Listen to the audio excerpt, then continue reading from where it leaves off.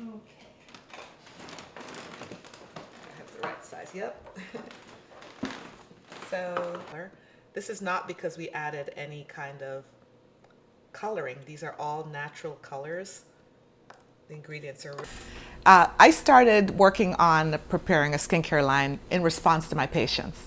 I've been a dermatologist for over 20 years, and during that time, I've been creating regimens for people. After you've just shaved, right? It just kind of goes in, and you typically top it off with the moisturizer. You get a real amount here, a little bit of the moisturizer, and rubbed in. So again, your 2 steps, go to bed. It's a bit more of a struggle.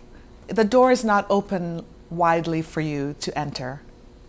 You have to really prove yourself, more proving of concept, proving that you are worthy of consideration. It just requires more. You will eventually, I mean, it's the way it's been my whole life, right? For the perfect moisturizer, just this by itself. But after the happenings of 2020, there was a new interest in Black-owned brands. By that time, I had already launched.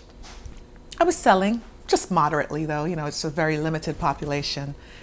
But there was a very distinct difference. Suddenly, the introductions that we tried to make previously took some footing. No, I can sleep on plenty. Oh, you couldn't, but you slept this time. Okay. That's the whole point of taking a red eye, so you could sleep.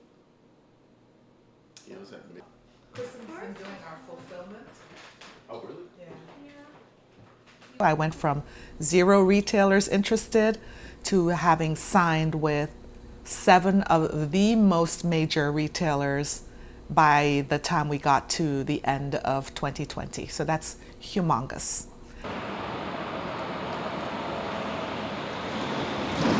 The killing of George Floyd, the BLM movement, really, I think it did ignite something, you know, in all Americans, that it's just, you know, we need to do more.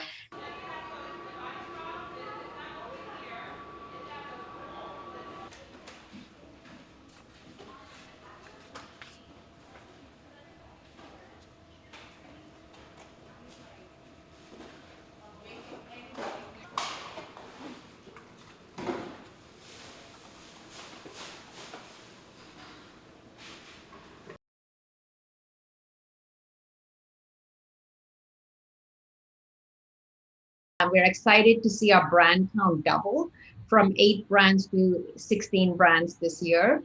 And in fact, this year, the hair category will actually meet the 15% commitment. So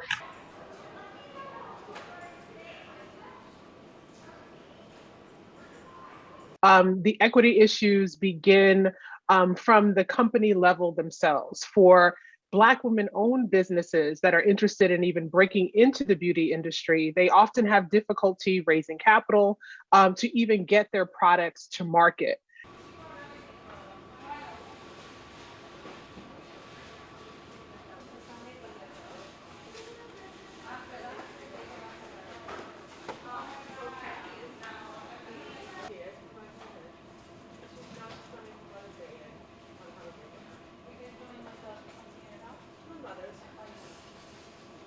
We've seen some major shifts when it comes to the marketing of beauty products. And much of that has to do with, one, the pressure and activism that Black women as consumers and as manufacturers have been putting on beauty companies as well as beauty distributors.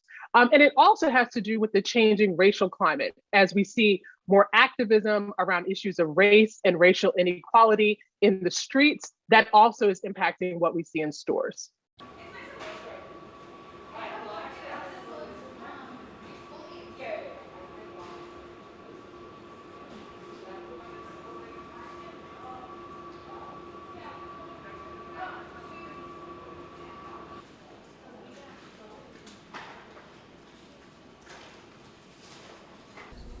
It feels, at least at the outset, to be something that is an honest attempt to correct a wrong.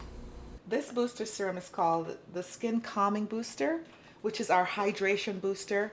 My hope is that now that the doors have been open and these brands have been allowed to come in, that they prove themselves to be exactly worthy of being in these retail outlets, and that it will provide, more open doors for other brands coming up behind us that are owned by Black founders.